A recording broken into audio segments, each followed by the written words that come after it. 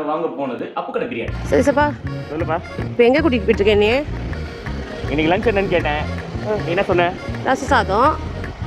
எனக்கு பிடிக்கல, அதனால பிரியாணி சாப்பிடணும். சரி, அப்படின்னா கூட அங்கிட்டல இருக்க கடை அஸ்லி முஸ்லி இந்த சைடு போயிட்டுருக்கேன். வா, யூடியூப்ல ஒரு வீடியோ பார்த்தேன். போகலாம். எங்கே போகிற சொல்லவே மாட்டேறியே.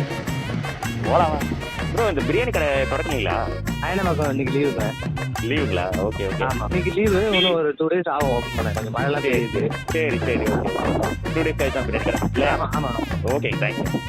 சரி சப்பா, எங்கே போகிற? கடை தான் மூடி இருக்கேன் நீ சொன்ன கடை. வா வா. இந்த கடை இல்லைன்னா என்ன, வேற கடை பிரியாணி கடையே இல்லையா?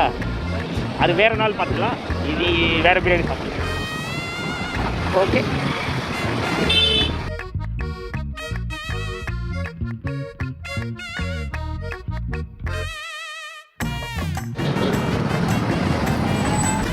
நாங்கள் வாங்க போனது அப்பு கடை பிரியாணி.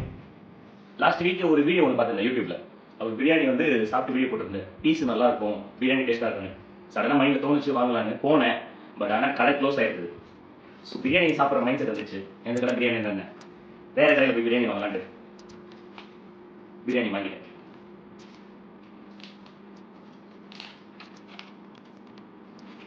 பிரியாணி நல்லா இருக்கும் தானே, இன்னும் நல்ல பீஸாக தான் இருக்கு. ஸோ அதனால பிரியாணி சாப்பிட போகிறேன். இதனால உங்களுக்கு என்ன தெரிய வருது? நாகூர் பிரியாணி உளுந்தூர்பேட்டையில கிடைக்கணும்னு எழுதியிருந்தா அதை யாராலையும் மாற்ற முடியாது. நான் பிரியாணி சாப்பிட்றேன். நெக்ஸ்ட் வீடியோவில் பார்க்கலாம்.